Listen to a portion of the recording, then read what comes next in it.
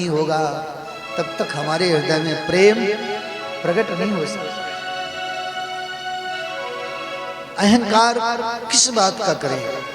हाँ, इस बात का अहंकार जरूर करना चाहिए, मैं कृष्ण का हूं, कृष्ण मेरे हैं। और बाकी जितने भी अहंकार हैं सब व्यर्थ के हैं। ये अहम तो रहना ही चाहिए, मैं कृष्ण का हूं।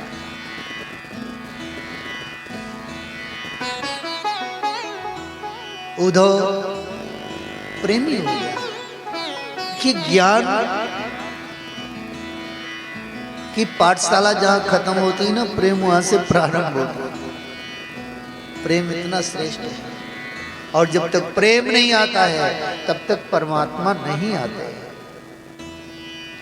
जिस किसी को मिले हैं तो प्रेम के माध्यम से भगवान मिले। ज्ञानियों को परमात्मा आज तक नहीं मिला। कोई ज्ञानी को मिला हो तो बता दो। जिस किसी को मिले कृष्ण प्रेमी को मिले। इसलिए हम आपको प्रेम का खूब आदान प्रदान करना चाहिए। सारे बैर भाव का त्याग करके कितने दिन का जीवन है, पहले सोचो तो सही। पता नहीं कौन सी शाम हमारी अंतिम शाम हो। रात में सोवे, सुबह पता चले कि शरीर पूरा हो गया। किस बात के लिए हम दूसरों से झगड़ा करें, बैर करें, द्वेष करें? अगर प्रेम करके शरीर का त्याग करोगे तो सब जन आपके लिए रोएंगे और जीवन पर्यंत याद करेंगे। द्वेष करके शरीर का त्याग करोगे तो भैया आपके ना रहने के बाद भी लोग पता नहीं क्या क्या करें।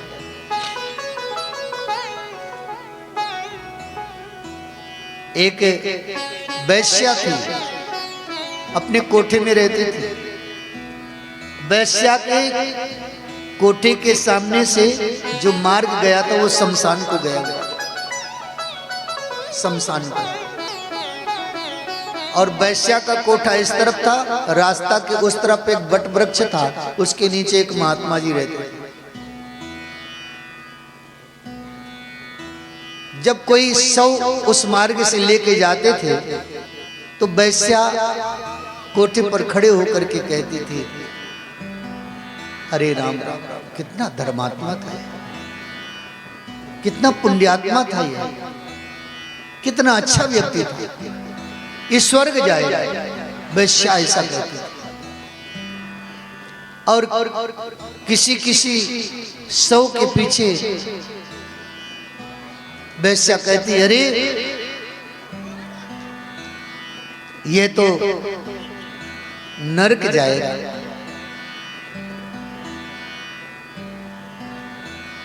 महात्मा जी को लगा कि इसको पता कैसे चल जाता है भाई, हमें जीवन बीत गया भजन करते करते, हम तो पता नहीं कर पाते हैं कि व्यक्ति स्वर्ग जाएगा कि नरक जाएगा।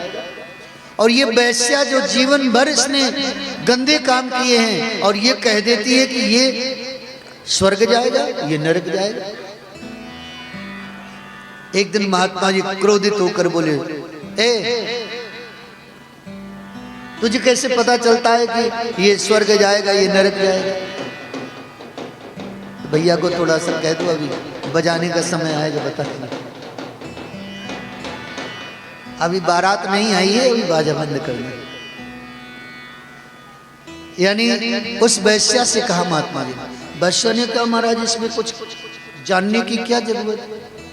बोले तो कैसे पता चलता है? बोले महाराज, जब उस शव के साथ में चलने वाले जो लेके जाते हैं ना, राम नाम सत्य कहते हैं, वो चलने वाले जब संख्या में ज्यादा होते हैं और वो आपस में कहते हैं, भैया कितना अच्छा इंसान था, ये सबका सेवा करता था, सबके दुख सुख में सम्मिलित हो जाता था, कितना धर्मात्मा था। जब ये पब्लिक ऐसा कहती है तो महाराज ये निश्चित है कि ये स्वर्ग का अधिकारी है। जब साथ में चलने वाले कहते हैं महान पापी था यार, अच्छा मर गया यार, सबके साथ में बुराई करता है, मतलब कि ये नरक का अधिकारी है। कर्म ऐसा करो जिससे आपके न रहने के बाद भी लोग आपको स्मरण करें, अच्छे कर्म करें।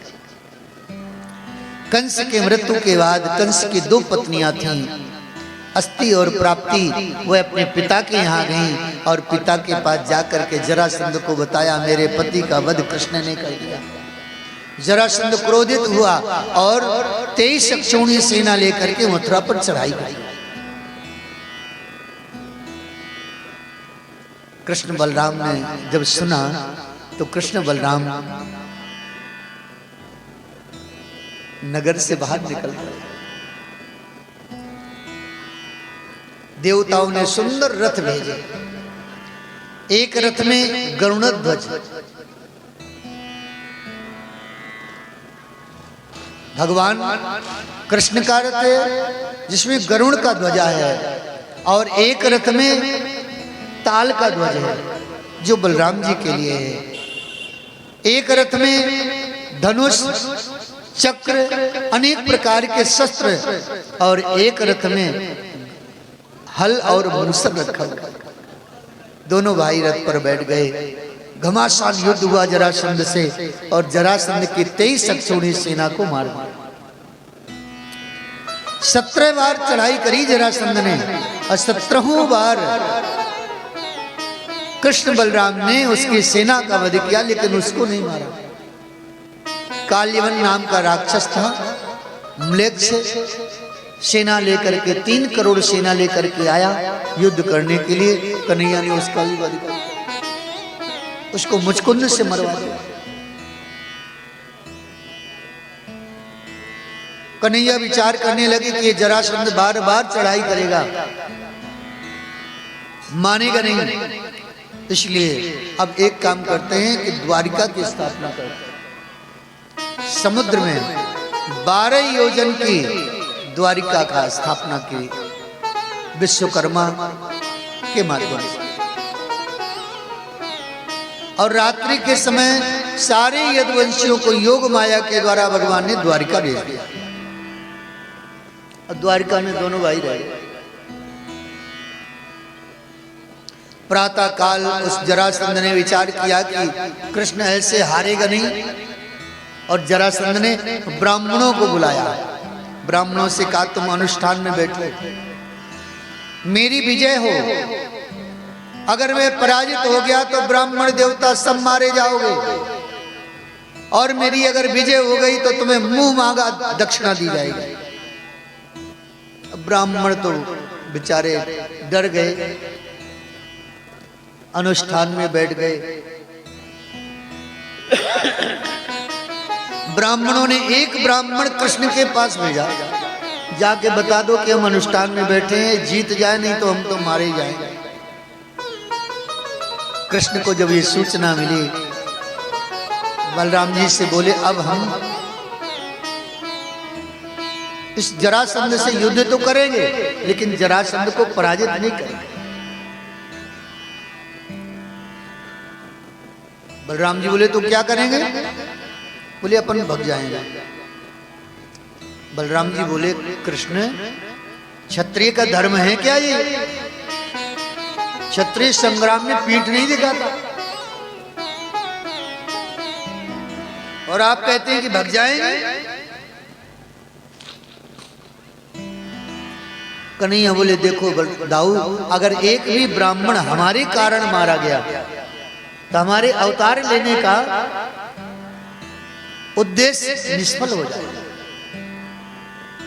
हमने तो विप्रधेनु सुर संहित अवतार लिया, ब्राह्मण हमारे पूज्य नहीं है, इसलिए हमें संसार कुछ भी कहे, लोक निंदा हम सह लेंगे, लेकिन ब्राह्मण परम शस्त्र नहीं उठने देंगे। और श्याम सुंदर संग्राम में भगे। पीछे पीछे जरासंध गाली देते हुए भगा, आगे आगे दोनों कृष्ण बलराम भगे। प्रवर्षण पर्वत पर चढ़ गए। बहुत ऊंचा पर्वत था, जिसकी ऊंचाई थी 40,000 कोस ऊंचाई थी, इतनी ऊंची। महाराज उस पर्वत पर चढ़ गए। जरासंध ने चारों तरफ लकड़ी का टाल लगा दिया, पर्वत की चारों तरफ आग लगवा दिया। अब इसमें जल के मर जाएगा दोनों भाई। लेकिन कन्हैया ने, दोनों भाइयों ने छलांग लगाई, समुद्र में कूदे, द्वारिका पहुंच गए। जरासंध ने सोचा ये तो जल के समाप्त हो गए। दोनों भाई द्वारिका पहुंच गए।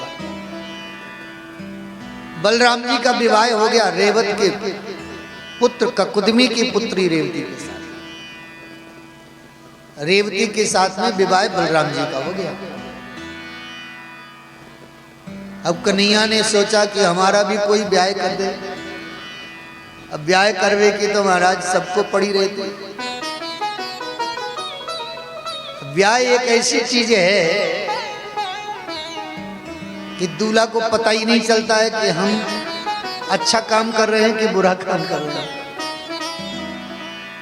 इतना परिवार वाले इतना नाचते हैं, इतना बाजा, इतना उत्सव मनाते हैं कि दूल्हा को लगता है कि बहुत अच्छा काम हो रहा है। जब ब्याह हो जाता है ना, फिर सब लोग छोड़ देते हैं, अब तू संभाल भैया। तब पता चलता है कि हमने क्या आफत मोड़ ले ली। एक सज्जन थे, उनका नाम था रज्जब। पास में कोई आश्रम रहता था, तो वहां एक महात्मा जी रहते थे। रज्जब वहां बराबर आता जाता था।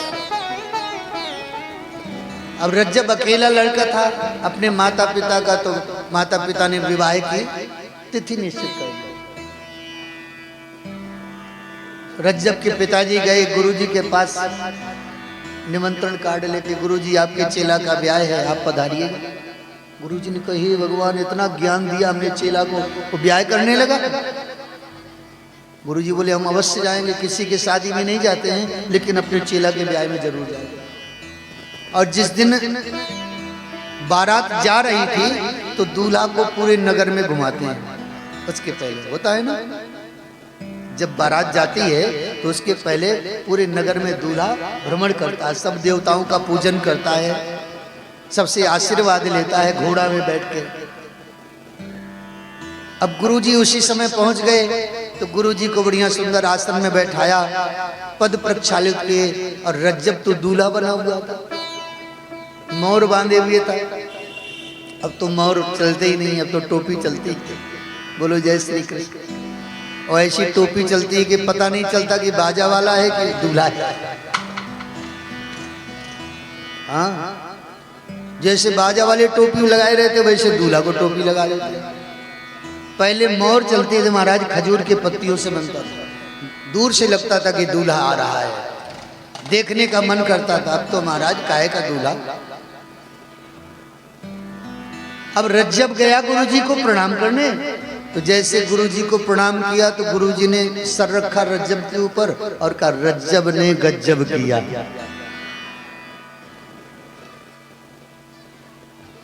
रज्जब ही सुन पाया, कोई नहीं। कहा, रज्जब ने गज्जब किया, माथे बांधा मोर, आया था हरि भजन को, अकिया नरक कठोर। इतनी बात कह दी गुरुजी ने, रज्जब सुन लिया। अब जब घोड़ा में बैठा रज्जब, अब मारा एक चाबुक, घोड़ा भगा तो लौट के न रज्जब आया न घोड़ा आया। तो कहा, गुरुजी का ज्ञान ऐसे ही थोड़ी होता है। अब कन्हैया की इच्छा हुई कि हमारा भी ब्याह हो जाए, लेकिन ब्याह तो उसका होता है जिसका रिकॉर्ड अच्छा हो। कन्हैया का रिकॉर्ड क्या है? ये चीर हरण करता है, माखन चोरी करता है, उदम मचाता है, झगड़ा करता है, यही काम करता है। तो ऐसे लोगों का ब्याह जल्दी थोड़ी होता है। अब कन्हैया ने सोचा कि ब्याह कैसे हो। महाराज भीष्मक, विदर्भ देश के राजा, कुन्ननपुर के राजा भीष्मक की पुत्री रुक्मिणी, जो विवाह के योग्य हो गई। महाराज भीष्मक ने विचार किया, मैं अपनी पुत्री का विवाह कृष्ण के साथ करूं। लेकिन भीष्मक के 5 पुत्र थे, सबसे ज्येष्ठ पुत्र था रुक्मी। रुक्मी ने कहा, नहीं नहीं, मैं अपनी बहन रुक्मिणी का विवाह शिशुपाल के साथ करूंगा। अब तो महाराज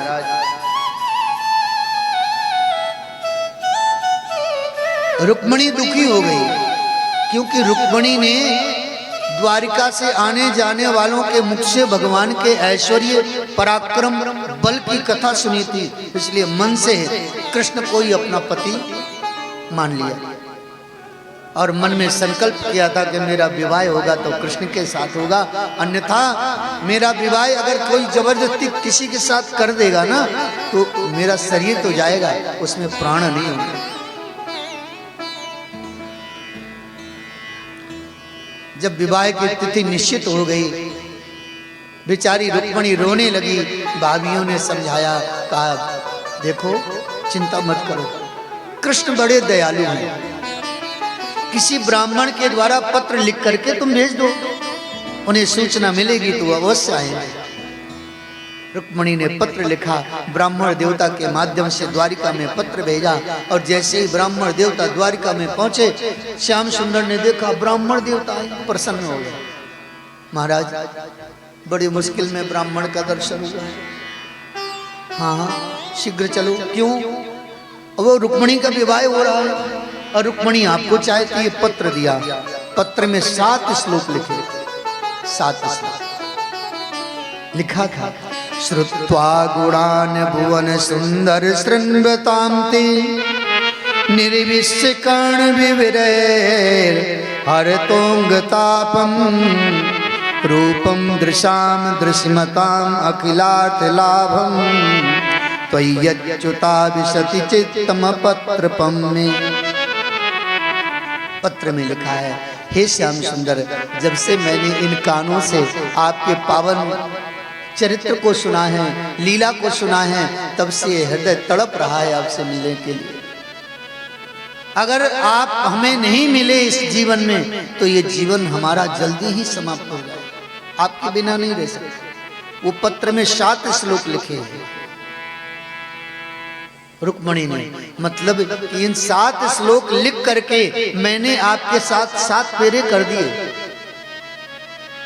अब आप जो इच्छा है, जैसा इच्छा हो वैसा। श्याम सुंदर ने कहा ब्राह्मण देवता से, महाराज जल्दी चलिए। रथ पे बैठाया, ब्राह्मण देवता को, रथ निकल पड़ा द्वारिका के बाहर। बलराम जी मिल गए और बलराम जी ने देखा कि कृष्ण रात्रि के समय रथ में जा रहा है। खड़े हो गए सामने, कहाँ जा रहे हैं? अब बलराम जी से क्या कहें कि ब्याह करने जा रहे हैं? बड़े भैया से ऐसा कोई कहता है क्या? कन्हैया बोले जा रहे हैं। अरे कहाँ जा रहे हो, बताओ भी तो। ब्राह्मण देवता ने कहा कुंदनपुर जा रहे हैं, रुक्मणी का स्वयंवर है। अच्छा, बलराम जी समझ गए, अच्छा हमारा लाला हजारों करोड़ों में एक है, तो ये तो बात पक्की है कि मेरे लाला के साथ ही ब्याह होगा। हो सकता है अनेक देश के राजा आए होंगे, युद्ध की भी संभावना है। इसलिए बलराम जी बोले चलो कृष्ण हम आते हैं पीछे सेना लेकर। एक अक्षौणी सेना लेकर के बलराम जी भी चल पड़े। कुंदनपुर पहुंच गए। ब्राह्मण देवता से कहा जाओ बता दो रुक्मणी को हम आ चुके हैं। और जैसे ही महाराज रुक्मणी को सूचना मिली, रुक्मणी नाचने लगी। रुक्मणी का श्रृंगार हो रहा है, सखियां मेहंदी लगा रही हैं। आओ मेरी सखियों मुझे मेहंदी लगा दो, आओ मेरी सखियों मुझे मेहंदी लगा दो, मेहंदी लगा के मुझे इतनी सजा दो, मेहंदी लगा के मुझे इतनी सजा दो, मुझे श्याम सुंदर की दुल्हन बना दो, मुझे श्याम सुंदर की दुल्हन बना दो, मुझे श्याम सुंदर की दुल्हन बना दो, मुझे श्याम सुंदर की दुल्हन बना दो।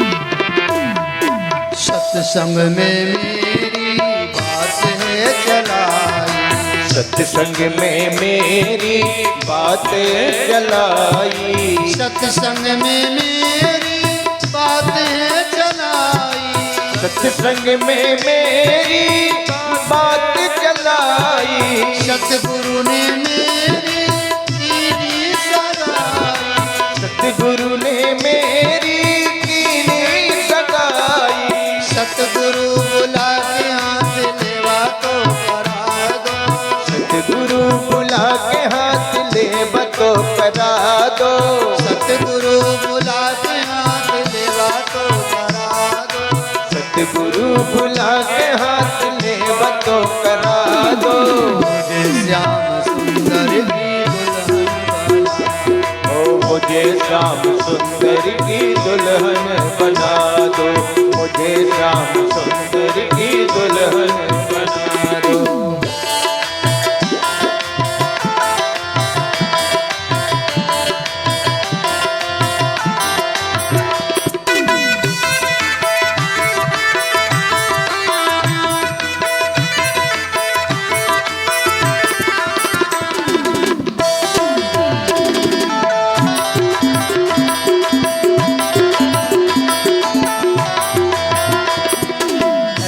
पहनो चूड़ी जो कबहू न टूटे, ऐसी पहनो चूड़ी जो कबहू न टूटे, ऐसी पहनो चूड़ी जो कबहू न टूटे, ऐसी पहनो चूड़ी जो कबहू न टूटे, ऐसी पहनो चूड़ी जो कबहू न टूटे, ऐसी पहनो चूड़ी जो कबहू न टूटे, ऐसा बरू दुल्हा जो कबहू न टूटे, ऐसा बरू दुल्हा जो कबहू न रूठे, ऐसा बरू दुल्हा जो कबहू न टूटे, ऐसा बरू दुल्हा जो कबहू न रूठे। अटल सुहाग की बिंदिया सजा दो, अटल सुहाग की बिंदिया लगा दो, अटल सुहाग की बिंदिया सजा दो, अटल सुहाग की बिंदिया लगा दो। मुझे श्याम सुंदर की दुल्हन, ओ मुझे श्याम सुंदर की दुल्हन बना दो, मुझे श्याम सुंदर की दुल्हन बना दो।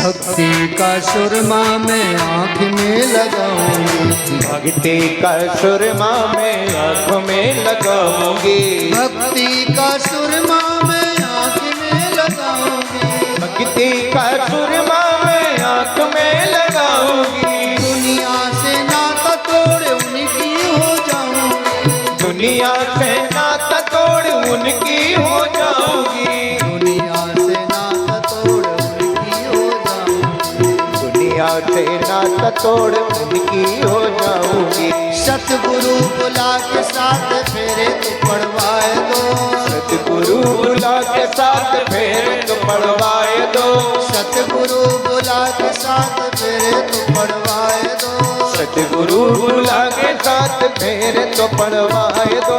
मुझे श्याम सुंदर की दुल्हन बना, मुझे श्याम सुंदर की दुल्हन बना दो, मुझे श्याम सुंदर की दुल्हन बना दो, मुझे श्याम सुंदर की दुल्हन बना दो। आओ मेरी सखियों मुझे मेहंदी लगा दो, मेहंदी लगा के मुझे इतनी सजा दो, मुझे श्याम सुंदर की दुल्हन बना दो, मुझे श्याम सुंदर की दुल्हन बना दो, ओ मुझे श्याम सुंदर की दुल्हन बना दो, मुझे श्याम सुंदर की दुल्हन बना दो, मुझे श्याम सुंदर की दुल्हन बना दो, मुझे श्याम सुंदर की दुल्हन बना दो। दिव्य श्रृंगार हुआ रुक्मिणी का। रुक्मिणी बहुत आनंदित है, दर्शन, कृष्ण दर्शन की लालसा है। बस थोड़ा सा समय लेंगे, बिल्कुल थोड़ा सा, 5 मिनट में विवाह कर देंगे।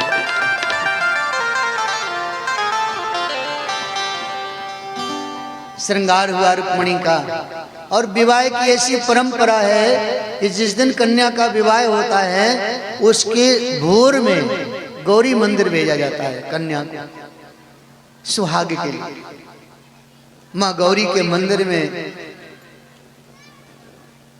अनेक सहेलियों के सहित पूजा की सामग्री लेकर के, सुंदर श्रृंगार करके, आभूषण पहन करके रुक्मिणी गांव नगर के बाहर गौरी मंदिर में पूजा के लिए गई।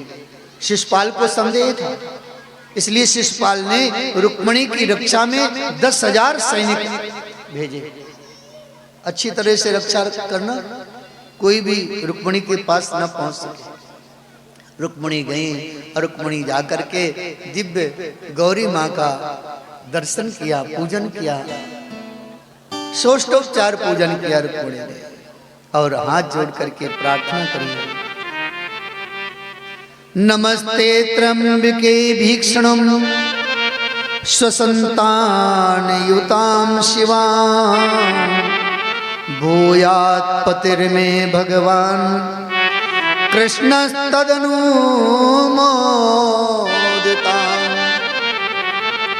हे माँ गौरी, आप मेरे मन की जानती हैं। कृष्ण को मुझे पति रूप में प्रदान कर दिया, और ऐसा कृपा करिए कि मार्ग के थके हुए होंगे, कहीं ऐसा न हो सो गए हों, और मैंने कहा था कि गौरी मंदिर पूजा करने जाऊंगे, वहीं अवसर है। लेकिन संसार के जीव हैं, संबंध बनाते हैं, भूल जाते हैं। परमात्मा जिससे संबंध बनाता है वो भूलते नहीं है। भगवान कृष्ण रथ लेकर के वहां आ गए। 10,000 सैनिक रक्षा में हैं। कन्हैया ने ऐसा सुंदर दिव्य स्वरूप, कन्हैया के स्वरूप को देख करके महाराज सारे सैनिक, हे भगवान, ऐसा सुंदर बालक तो हमने आज तक नहीं देखा। इसकी आंखें तो देखो कितनी सुंदर है। कोई कहे इसके भवें देखो, कोई कह रहा है इनके बाल तो देखो, कोई कह रहा है इनकी मुस्कान तो देखो, कोई कह रहा है इनका मोर मुकुट तो देखो। सब भगवान के सौंदर्य को देख रहे हैं। और कन्हैया आए, रथ को मंदिर के पास खड़ा किया और रुक्मिणी को उठाया। ऐसे नहीं भगवान आपको लेते हैं, भगवान आपको उठा के ले जाते हैं। इस संसार की माया के बीच से आपको उठा करके अपनी गोद में बैठा लेते हैं। सच्चा प्रेमी हो तो परमात्मा को खोजना नहीं पड़ता है, परमात्मा खोजते हुए आपके पास आएंगे, आपको लेकर के चले जाएंगे। रुक्मिणी को रथ पे बैठाया, रथ चलने लगा और सैनिक कह रहे हैं देखो इसके रथ के घोड़े कितने मस्त चल रहे हैं। और कन्हैया का रथ रुक्मिणी को लेके चला गया। सैनिकों ने कहा क्यों जी, किस लिए आए थे? बोले रुक्मिणी की रक्षा के लिए। रुक्मिणी तो चली गई। तो बोले अब यहाँ पंगत थोड़ी होनी है, चल के बताओ महाराज, यहाँ कोई भंडारा थोड़ी है कि अब क्या करेंगे यहाँ बैठ करके। जाके बताया शिशुपाल को, महाराज अब तो बारात वापस चलने पड़ेगी। बोले क्यों? महाराज रुक्मिणी तो चली गई, जिसके लिए बारात आई थी वो तो है ही नहीं।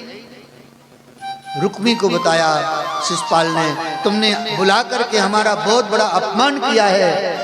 रुक्मिणी ने बीच सभा में खड़े होकर के कहा, मैं वचन देता हूं मैं उस कृष्ण से युद्ध करूंगा और युद्ध करके अपनी बहन को छुड़ा करके लाऊंगा, विवाह आपके साथ करूंगा। अगर मैं बहन को नहीं ला सका तो मैं वचन देता हूं कि आज के बाद इस विदर्भ देश में कभी जीवन में प्रवेश नहीं करूंगा। घमासान युद्ध हुआ। बलराम जी एक अक्षौणी सेना लेके आए थे, खूब युद्ध हुआ, सब मार काट भई और अंत में कन्हैया ने रुक्मिणी को पकड़ करके रथ के पहिए में बांध दिया। बलराम जी ने देखा, अरे ये कन्हैया अभी भी ऊधम खत्म नहीं कर रहा। देखो अपने रिश्तेदार हैं रुक्मी, अब तो रिश्तेदार हो गए ना। कन्हैया को आके डांट लगाई, अरे कृष्ण देखो ये आपके साले साहब हैं और साले साहब का इस तरह से स्वागत नहीं किया जाए, छोड़ो इनको। तुरंत रुक्मी को छोड़ा और रुक्मी बड़ा लज्जित हुआ और फिर रुक्मी वापस नगर नहीं गया, वहीं पर एक भोजकट नाम करके नगर बसाया, वहीं रह गया। श्याम सुंदर कृष्ण रुक्मिणी को लेकर के द्वारिका पहुंचे और फिर महाराज भीष्मक ने सूचना दी, हे श्याम सुंदर मेरी बड़ी इच्छा है कि आप मेरी पुत्री को लेकर के कुंदनपुर आइए और धूमधाम से फिर मैं अपनी बहन बिटिया का ब्याह करके आपको विदा करूं। महाराज फिर बारात लेकर के कृष्ण गए, रुक्मिणी को लेकर के गए और सारे बाराती द्वारका से गए। बड़े धूमधाम से विवाह हुआ और विवाह हुआ तो विवाह को तो जानते ही हैं। अब बुलाओ रुक्मिणी को, आप लोग कथा सुन रहे हैं, रुक्मिणी बेचारी बैठी है, ले आओ जल्दी से।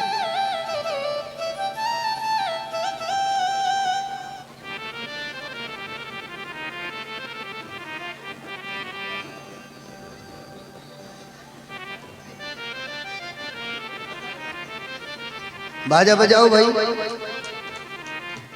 बाजा वाले नहीं है क्या? रुक्मिणी का स्वयंवर देखिए बड़े धूमधाम से होने जा रहा है।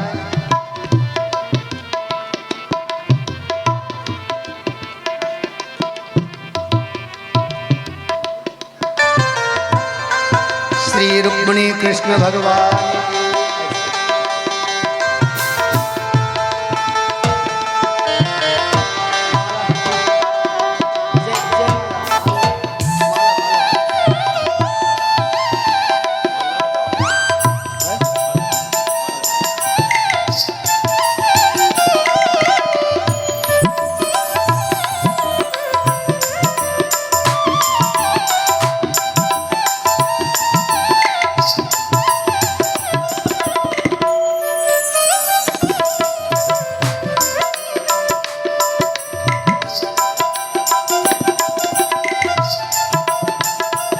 देखिए, जब जयमाला का कार्यक्रम होता है तो पहले माला कौन पहनाता है? अभी नहीं पहनाएगा, पहले माला रुक्मिणी पहनाएंगे। तो रुक्मिणी जी कृष्ण को माला पहनाएंगे। श्री कृष्णचंद्र भगवान की जय हो। अब श्री कृष्णचंद्र रुक्मिणी को माला पहना। श्री रुक्मिणी महारानी की जय हो। श्री रुक्मिणी कृष्ण भगवान की जय हो। अब दोनों को लेकर के यथा स्थान में विराजमान करिए कि दूल्हा बना रे नंदलाल, दूल्हा बना रे नंदलाल कि रुक्मिणी दुल्हन बनी। दूल्हा बना रे नंदलाल कि रुक्मिणी दुल्हन बनी। दूल्हा बना रे नंदलाल कि रुक्मिणी दुल्हन बनी। दूल्हा बना रे नंदलाल कि रुक्मिणी दुल्हन बनी। कि रुक्मिणी दुल्हन बनी। कि रुक्मिणी दुल्हन बनी हो। कि रुक्मिणी दुल्हन बनी। कि रुक्मिणी दुल्हन बनी। दूल्हा बना रे नंदलाल कि रुक्मिणी दुल्हन बनी। दूल्हा बना रे नंदलाल कि रुक्मिणी दुल्हन बनी।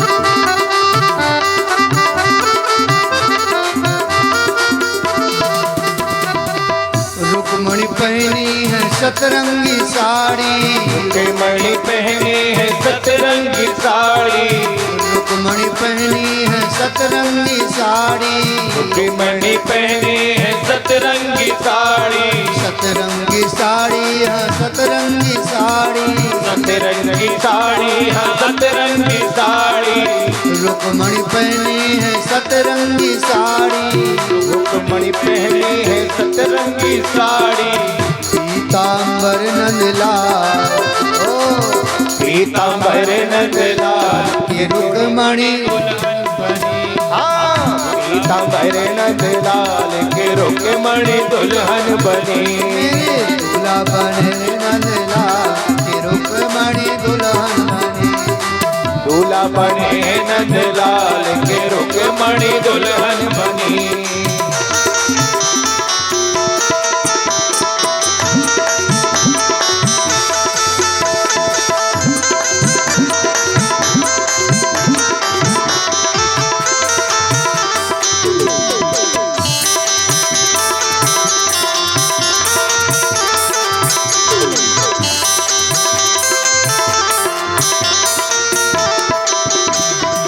रुक्मणी पहनी है मोतियन की माला, रुक्मणी पहनी है मोतियन की माला, मोतियन की माला हीरों की माला, मोतियन की माला हीरों की माला, रुक्मणी पहनी है मोतियन की माला, रुक्मणी पहनी है मोतियों की माला, दूल्हा बैजंती माँ ओ दूल्हा बैजंती माँ के दुल्हन रुक्मणी बनी, दूल्हा बने रे नंदलाल के रुक्मणी दुल्हन बनी।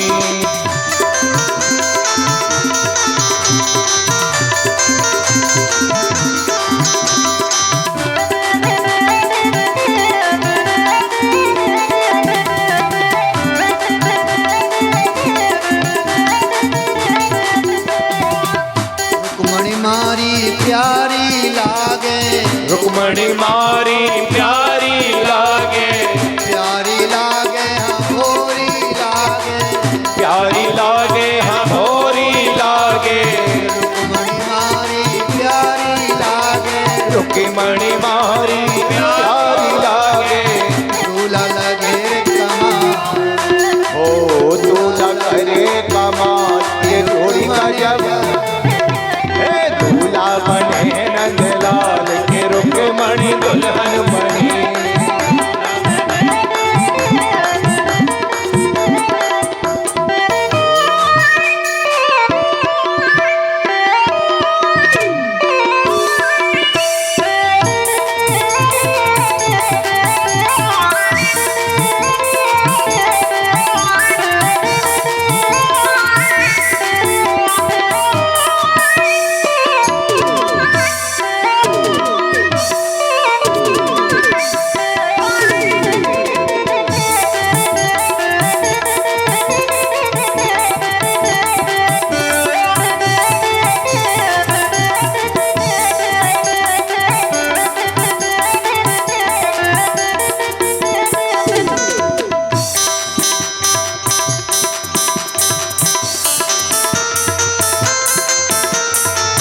रुक्मणी पहनी है हीरों की माला, रुक्मणी पहनी है हीरों की माला, हीरों की माला हीरों की माला, हीरों की माला हीरों की माला, रुक्मणी पहने है हीरों की माला, रुक्मणी पहनी है हीरों की माला, मनमाला नंदलाल ओ मनमाला नंदलाल रुक्मणी दुल्हन बनी, हाँ दूल्हा बने नंदलाल के रुक्मणी दुल्हन बनी।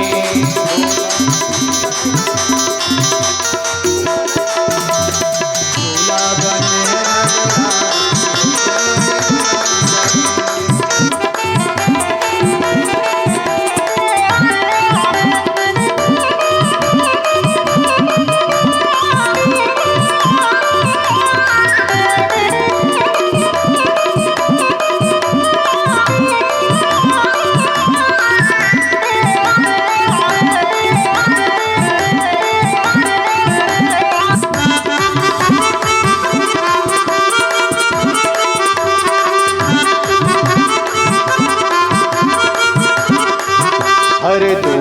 बने हैं नंदलाल के रुक्मणी दुल्हन बनी, दूल्हा बने हैं नंदलाल के रुक्मणी दुल्हन बनी, दूल्हा बने हैं नंदलाल रुक्मणी दुल्हन बनी।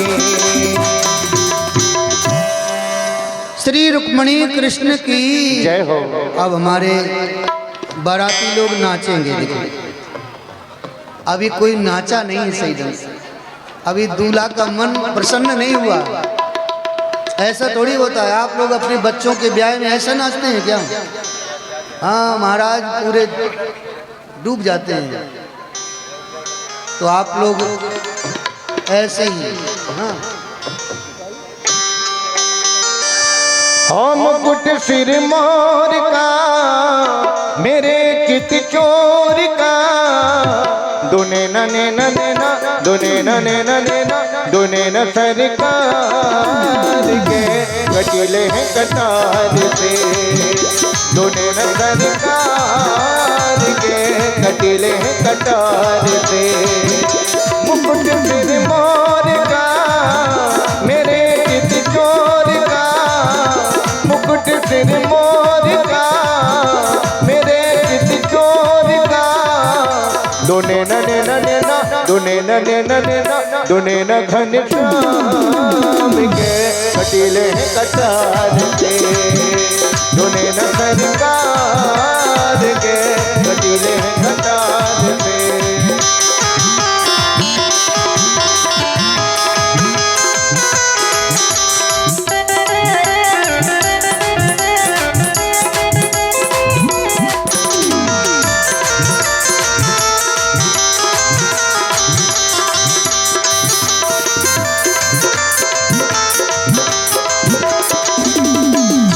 कमले लजाए तेरे नैनों को देख के, कमले लजाए तेरे मुखड़े को देख के, भूली घटाए तेरी गजरे की नेक पे, भूली घटाए तेरी गजरे की नेक पे, भूली घटाए तेरी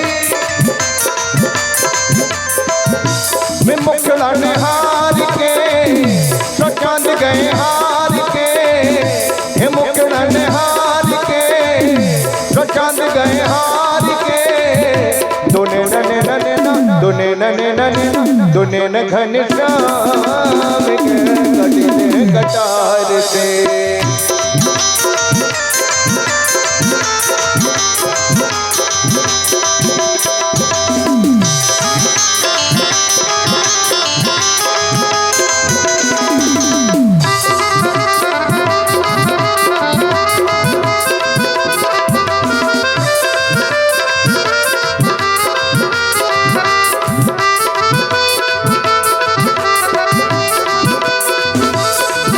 दीवानी बन जाऊंगी मस्तानी बन जाऊंगी, दीवानी बन जाऊंगी मस्तानी बन जाऊंगी कान्हा की। ऐसे नहीं, सभी भक्त दोनों हाथ उठाइए और मीठी मीठी तालियों के साथ दोनों हाथ उठा के हरे कान्हा की दीवानी बन जाऊंगी, कान्हा की दीवानी बन जाऊंगी।